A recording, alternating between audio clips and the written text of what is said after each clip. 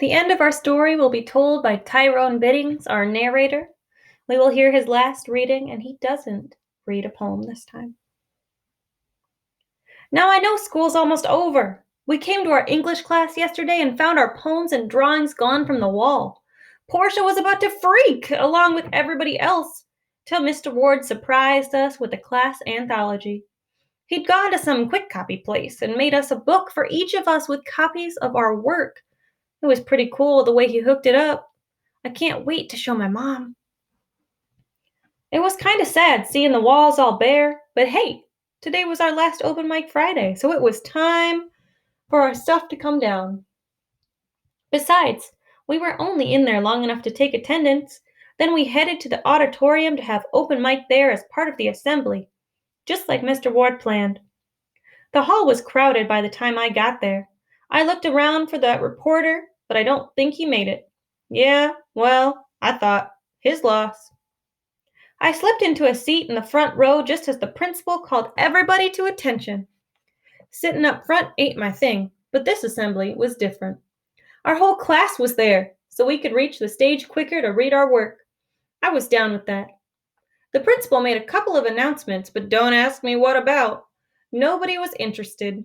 We all sat up, though, when he called Teach to the stage. Mr. Ward explained what Open Mic Friday was about and how we got started. Wesley yelled, "Y'all got me to thank. Remember that?" I was only half listening, 'cause I was waiting till Teach got to the good stuff, meaning when we finally got to read. "Before we get started," he said, "I thought it would be good if one or two of the students who have participated in Open Mic this year would say a few words about what it meant to them." I checked down the row real quick. "I'll pass," said Leslie. Amy and Sheila had "Don't look at me" stamped all over their faces. Raoul didn't look much better. Sterling rose out of his seat, but then sat back down. Cracked me up. Everybody was suddenly shy. Not me. I stood and headed for the podium. I cleared my throat, rolled my shoulders a few times to relax. "Today, Tyrone," said Mr. Ward. "Yeah, my brother," chimed in Portia. "I'm getting there," I said, taking a second to adjust the microphone. "Hello? Can you hear me?" "Yeah, fool, but you ain't saying nothing," said Shankara. "All right, just give me a minute." Everybody laughed. Okay, I just wanted to say I'm really glad I got to do this poetry thing because I feel like even though the people in our class are all different colors and some of you speak a different language and everything, I feel like we connected. I feel like I know you now, and you know what I'm saying? I feel like we're not as different as I once thought. I looked out at Raoul, Janelle, Gloria, Devin, and my homie Wesley, my whole crew, and felt something deep inside my chest, something that made me swallow low and hard. "You guys are okay," I said. "Even you, Steve, with your skinny, bleach blonde hair." Steve grinned. Raynard patted him on the back, and everybody else tee-heed for a hot second. Then I went back to my seat. When I sat down, our whole crew was clapping. Tanisha and Judy Ann whistled. Nobody said it, but it was like I spoke for all of us. You know what I'm saying? And that don't happen every day.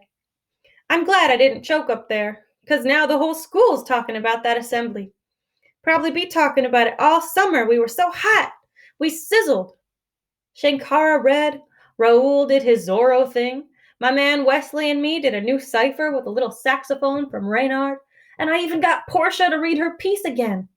I never did come up with any African drum music for Tanisha, but the sister did fine all by herself. Except for Wesley and me, we all pretty much did our old poems. The kids in our class were the only ones who'd already heard them.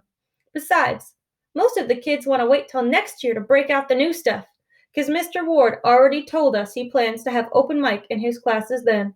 Cool, huh? After the assembly, Mr. Ward came up and clapped me on the back. "I like what you had to say, Tyrone, and I love the new cipher," he told me. "Any chance I'll see you next year?" "I don't know, Mr. Ward," I said. "I've been thinking about hooking up with some guys who want to start a band. I might have to skip school and go on tour. You know what I'm saying? so I can make no promises. I was blowing smoke about this whole tour and Teach knew it, but that's the game. I understand, but I want to let you know we'll be hosting a poetry slam here next year, said Mr. Ward. And guess what? All of a sudden, that man's got my attention.